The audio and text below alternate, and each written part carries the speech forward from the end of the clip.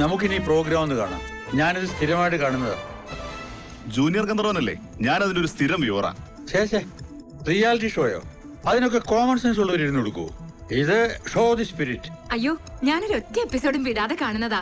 രഘുനന്ദൻ ആളൊരു ബ്രില്യൻ കക്ഷിയാട്ടോ. ഞങ്ങളുടെ നൈബറാ, ദാ നേരെ മുന്നിലാ താമസം.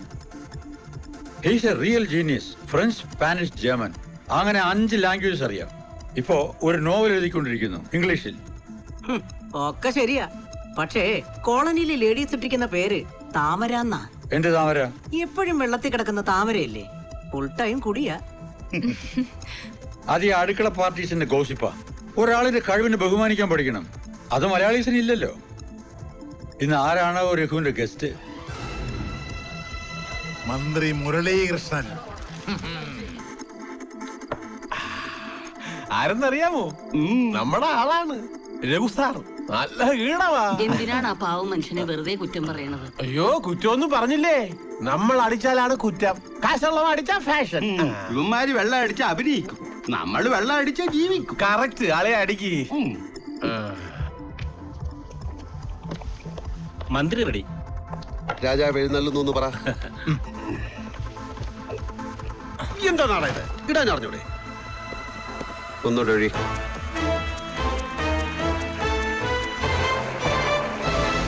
ന്യൂസ് ടിവിയുടെ പ്രേക്ഷകർക്ക് സുസ്വാഗതം ഷോ ദി സ്പിരിറ്റിലേക്ക്. ഞാൻ ആദരപൂർവ്വം ക്ഷണിക്കുന്നു ഇന്നത്തെ അതിഥിയെ, ബഹുമാനപ്പെട്ട ടൂറിസം സാംസ്കാരിക വകുപ്പ് മന്ത്രി Shri Muralikrishnan and master of the show Shri Raghunandan.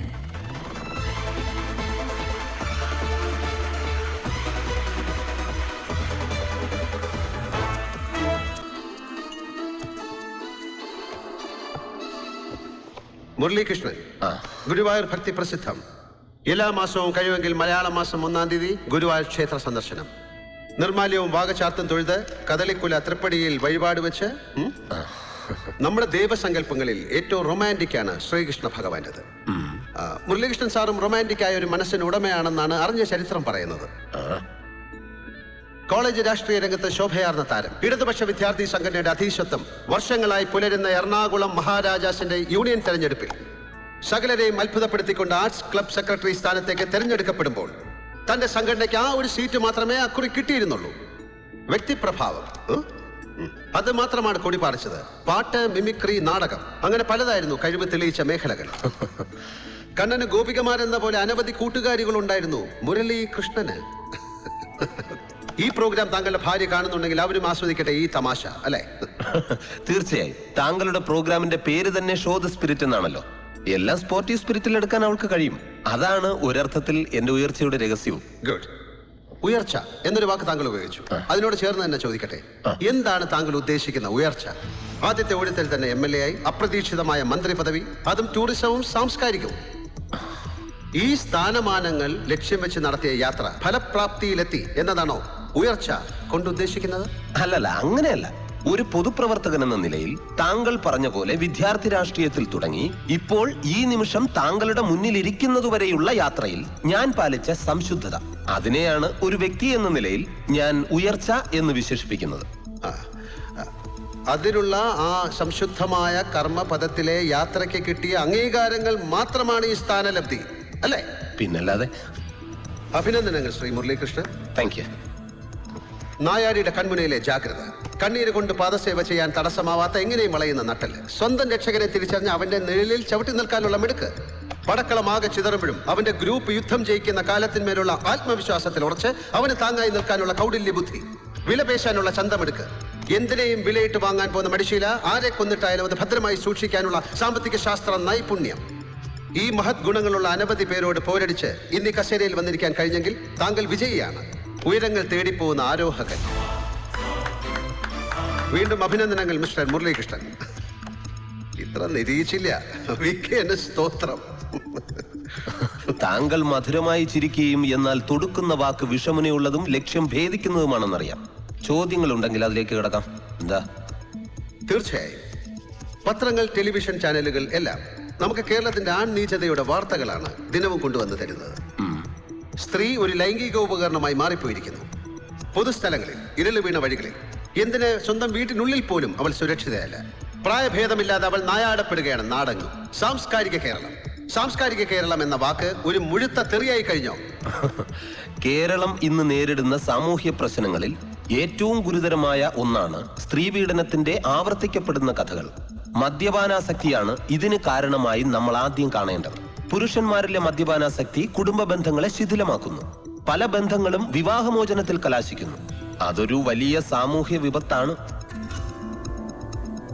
Shri Raghunandan വിവാഹിതനാണോ എന്ന് എനിക്കറിയില്ല. ആണോ? ഞാൻ വിവാഹിതനായിരുന്നു. 7 വർഷം മുമ്പ് വിവാഹമോചിതനാവുകയും ചെയ്തു. അന്നും ഇന്നും ഞാൻ മദ്യപിക്കുന്ന ഒരാളുമാണ്. ആ ദുശീലമാണോ വിവാഹബന്ധത്തിന്റെ തകർച്ചയ്ക്ക് കാരണമായത്? ക്ഷമിക്കണം, ഞാൻ താങ്കളോട് ചോദ്യം ചോദിക്കേണ്ട ആളല്ല. എങ്കിലും തീർച്ചയായും താങ്കൾക്ക് ചോദിക്കാം. 2 പേർ ചേർന്ന് നടത്തുന്ന മനസ്സ് തുറന്ന സംഭാഷണമാണ് ഷോ ദ സ്പിരിറ്റ്. മദ്യപാനം അടക്കമുള്ള ഒരുപാട് കാര്യങ്ങളിൽ വിയോജിപ്പുണ്ടായിരുന്നു. എന്റെ ഭാര്യയായിരുന്നു മീരയ്ക്ക്. അതാണ് അവരുടെ പേര്. ഒരുമിച്ചൊരു ജീവിതം അവർക്ക് അസഖ്യമായപ്പോൾ ഞങ്ങൾ 2 പേരും ചേർന്നെടുത്ത യുക്തിപൂർവമായ ഒരു തീരുമാനമായിരുന്നു ആ വേർപിരിയൽ. അവരിന്ന് മറ്റൊരാളുമായി സുഖകരവും ആനന്ദപൂർണവുമായ ഒരു ജീവിതം നയിക്കുന്നു. ഈ നഗരത്തിൽ അല്ല, ഈ ലോകത്തിൽ തന്നെ എന്റെ ഏറ്റവും പ്രിയപ്പെട്ട കൂട്ടുകാർ അവർ 2 പേരുമാണ്. Alexi, Meera, hope you are watching the show. തിരിച്ചു വരട്ടെ സാർ അടുത്ത ചോദ്യത്തിലേക്ക്. ചോദിക്കണം. വർദ്ധിച്ച ലൈംഗിക ആസക്തിയും ലഹരി പദാർത്ഥങ്ങളുടെ ഉപഭോഗവും ശീലമാക്കിയ നമ്മളുടെ സമൂഹത്തിനായി, അല്ലെങ്കിൽ അവരുടെ ഭയപ്പെടുത്തുന്ന ലൈംഗിക തൃഷ്ണയിൽ നിന്ന് നമ്മുടെ അമ്മമാരെ, സഹോദരിമാരെ, പെൺമക്കളെ രക്ഷിക്കാൻ സർക്കാർ നിയന്ത്രണത്തിലുള്ള ആരോഗ്യവകുപ്പിന്റെ നിഷ്കർഷകൾ പാലിച്ചുകൊണ്ട് നടത്തുന്ന വേശ്യാലയങ്ങൾ എന്തുകൊണ്ട് ആരംഭിച്ചുകൂടാ? അത് പോയിന്റ്. മിസ്റ്റർ രഘുനന്ദൻ, മോഷ്ടാക്കളുടെ ആവശ്യാർത്ഥം ഇനി നാട്ടിൽ രാത്രികാലങ്ങളിൽ വീടുകളൊന്നും പൂട്ടിയിടാൻ പാടില്ല, മോഷ്ടാക്കളും മനുഷ്യരാണ്, അവർക്കും ജീവിക്കണ്ടേ എന്നൊക്കെ പറയുമ്പോലുള്ള സില്ലി സ്റ്റുപ്പിഡിറ്റിയാണിത്.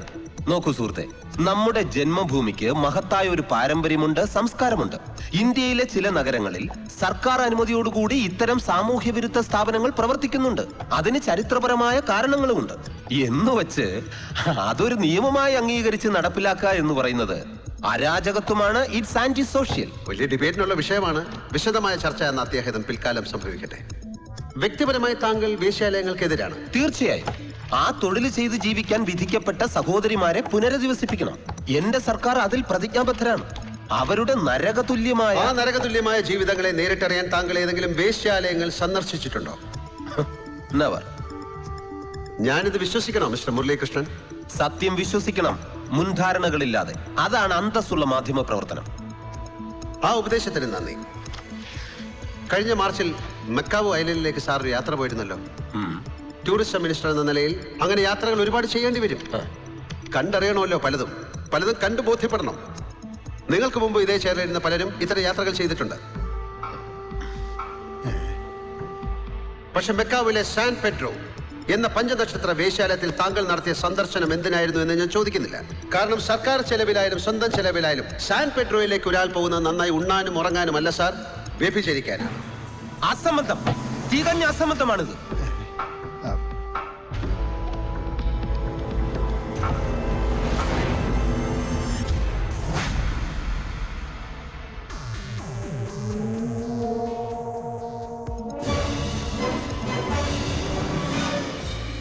ഈ ഫോട്ടോഗ്രാഫ്സ് അത് ഫേക്ക്. ഉടലും തലയും ഒട്ടിച്ചു ചേർത്ത് ഫേക്ക് ഫോട്ടോസ് ഉണ്ടാക്കുന്നത് ഇക്കാലത്ത് കിൻഡർ ഗാർട്ടനിലെ കുഞ്ഞുങ്ങൾക്ക് ചെയ്യാവുന്നതേ ഉള്ളൂ. ഇതല്ലാതെ എന്തുണ്ട് മറ്റു തെളിവുകളെന്ന് ചോദിക്കുന്നു സാർ. ഞാൻ ഉത്തരിക്കാൻ തയ്യാറാണ്. മറുപടി പറയടാ. ഇല്ല, ഈ വ്യക്തിഹത്യയുടെ വേദിയിൽ ഇനി ഒരു നിമിഷം എനിക്ക് ഇരിക്കാൻ പറ്റില്ല. ഇത് കരുതിക്കുട്ടിയുള്ള അപമാനിക്കലാണ്. ഇതിന്റെ പിന്നിൽ പല ദുഷ്ടശക്തികളുമുണ്ട്. പൊതുപ്രവർത്തകന്മാരെ വ്യക്തിഹത്യ ചെയ്യുന്ന തന്റെ ഈ ചീപ്പ് പ്രോഗ്രാം ഉണ്ടല്ലോ. I am sorry, let me go.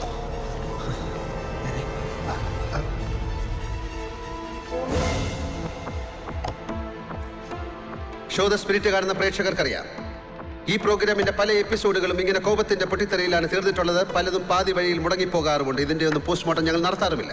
നിങ്ങൾ കണ്ട വിളറിയ കോപം കൊണ്ട മുഖങ്ങൾ മാത്രമാണ് ഞങ്ങൾക്ക് കാട്ടിത്തരാനുണ്ടായിരുന്നത്. എന്ത് തന്നെയായിരുന്നാലും സമുദ്രങ്ങൾ താണ്ടി ചെല്ലുന്ന സുരക്ഷിതമെന്ന് തോന്നുന്ന ഏത് മറവിലും വിജനദ്വീപിലും ഞങ്ങളുടെ കണ്ണുകൾ ചിലരെ തേടി നീളാറുണ്ട്. അത് ഇനിയും തുടരും. I M Raghunandan, signing off from show the spirit. ശുഭരാത്രി, ഗുഡ് നൈറ്റ്.